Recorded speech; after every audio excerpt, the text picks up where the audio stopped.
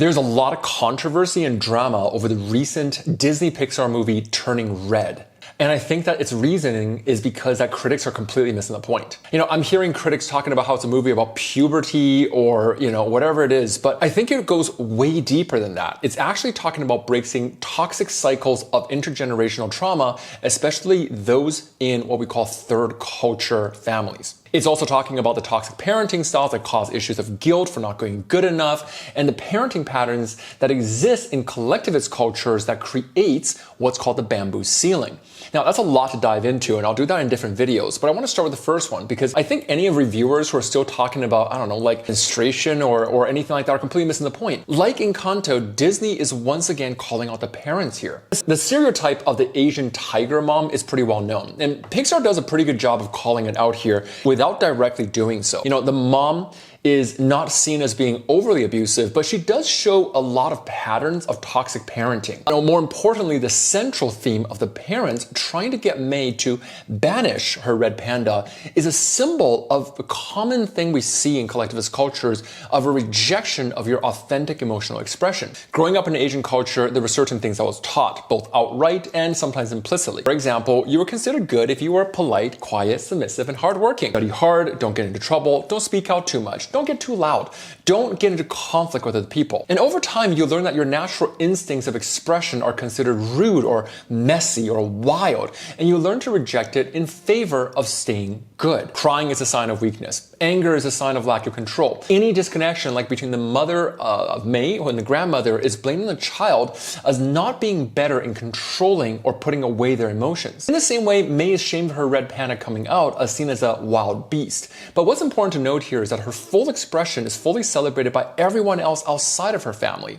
Her friends accept it as not just who she is, but for her talents. And in that way, the movie calls out something that's really commonly seen. It's this thing that gets passed down from parent to child, and its toxic effects is stifling their true potential from coming out, and ironically causing the children to become stagnant in their lives in the long run. Critics will call Turning Red hard to relate to because unless you went through it, it's hard to understand it. They'll talk about how it's about anything else other than the true thing of what it is, which is the start of a revolution. After Encanto, I think Pixar's movie Turning Red has been the most impressive at sharing one thing: intergenerational trauma and inner child's work. There's literally a scene where May talks to her mother's literal inner child, so it's not exactly subtle at revealing this. Most of Disney's previous movies only show the role that parents played as two-dimensional characters. They're generally seen as either good or evil. But here, you not only see the fear and guilt in the parenting patterns that gets passed down to May, you actually get to see May's mother replicating those same patterns that she herself experienced with her own mother. The first time we see May's mom, Ming, get a phone call from May's grandmother, Wu, her entire character changes. Instead of the powerful, commanding, and assured self head of the household, she curls up into a couch like a child and immediately says, "I'm not here." We laugh at it because we see that she is actually replicating the exact same patterns as her own daughter. And you immediately see her own mother, the grandmother's statement being one of criticism. This is why the display of May's grandmother portrayed as cold and distant is so important. See, she herself blames the red panda and her own daughters and May's mother's red panda for separating her and her daughter, but later on we find out it actually has something much deeper. It has to do with May's mother wanting to gain her own independence in marrying May's father. We also see the grandmother reviewing the guilt pattern that gets passed down. At one point, she tells May, "You are your mother's whole world, and I know you would do what's right." And what's right is self-rejection. And that's the core lesson being here, is that you have to cast away who you really are if you want to satisfy your parents. And if you don't, and if you disobey your parents, you're hurting them. But that's not really what parenting should look like. That's emotional blackmail. That's taking someone's emotions and saying, well, look, if you don't obey me, I'll be hurt. Rather than, well, look, there's a reason why I'm teaching you this lesson and why it is that the lesson has good purpose for why you will be a better person as a result of it. And the irony is that while we see May's mother trying to be good, for May's grandmother, we later on discover the true story behind the whole separation, as well as May's grandmother's scar.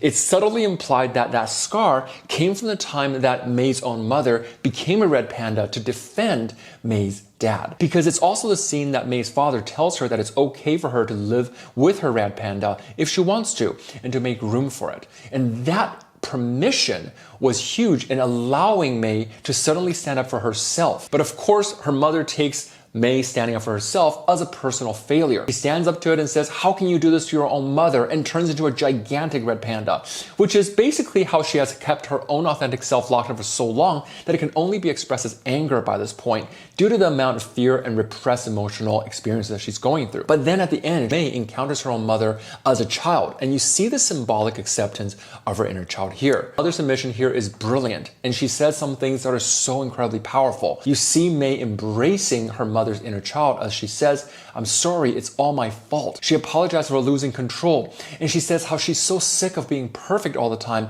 and how she feels like she'll never be good enough for anyone. And May, being the smarter and stronger, more adult-like character here, actually handles this brilliantly. And she says, I know it feels that way, like all the time, but it isn't true. And then she walks her mom hand in hand as her mother goes through the teenage, early adulthood progressions. And finally, we see the sadness she goes into. And then finally, in the end, she goes through and embraces her own mother, the grandmother, who says, you don't have to apologize, I'm your mother. And this is the coolest thing, is that in the end, each of the family members come to accept May's self-acceptance, which is pretty great. There's something scary about self-acceptance because you have to give up the enmeshment that you've had from your family to get more from it. But you get to finally be free to pursue who you really are, and much bigger than what it is that other people might expect you to be. In the recent Pixar movie Turning Red, Disney is once again calling out the toxic effect of negative parenting. We saw this in Encanto, and here we see three major toxic parenting patterns that result in some really negative intergenerational problems. Number one, boundary violations and disrespecting privacy. May's, the main character's mother, does three things pretty much right off the bat. She goes to her daughter's journal. She repeatedly ignores her daughter's pleas not to interfere with her own social life and shares her daughter's drawings, even publicly, to make a point. She breaks down her bathroom door that her daughter was hiding behind, ignoring her demands to get out, even pulling behind a shower curtain as her daughter is pleading for her privacy. Now, it's a cartoon, so it's actually pretty cute when you look at it as a fun little, scene. But imagine if this was a real interaction, and what it might feel like to be in May's shoes while this is happening. It's not to say that parents have no right to, break down a door if they feel like their child is going through a medical emergency. But in this situation, May is clearly pretty much putting up a pretty simple boundary. Number two, an invalidation of their child's authentic identity. When May turns into a red panda, her parents teach her the importance of controlling her emotion, even putting her through a series of tests to see how well she can contain herself. Now, it's one thing if in the role of a red panda, May is only destructive. But as we quickly see in her relationship at school, she's not only fully in control of herself when she's in her red panda mode, she's loved her friends for it.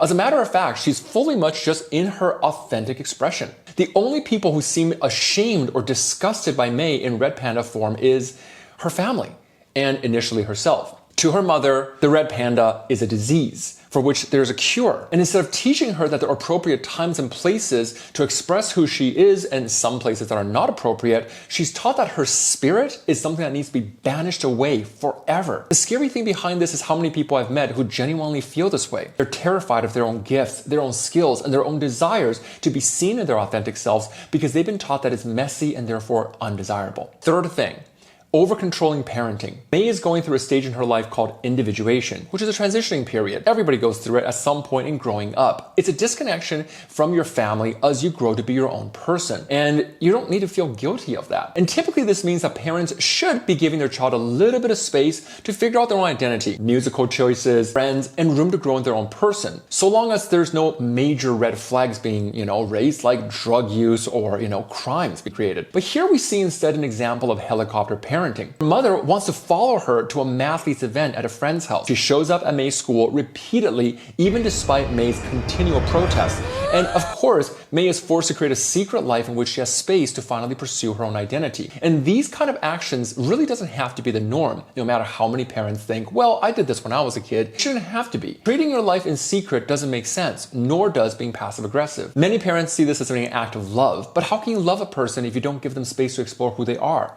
And the problem with this is that parents are often hyperbolize the risk. They see the concert as being a gateway to drugs. They see disrespect, which is usually just a normal person learning to self-regulate their own emotions as being a grave personal insult. And the thing is, many of these effects don't actually come from the parents themselves. We speak the language that we're taught, and parents usually teach the parents language based on what they were taught. And in this case, this is the same intergenerational trauma that passes from person to person.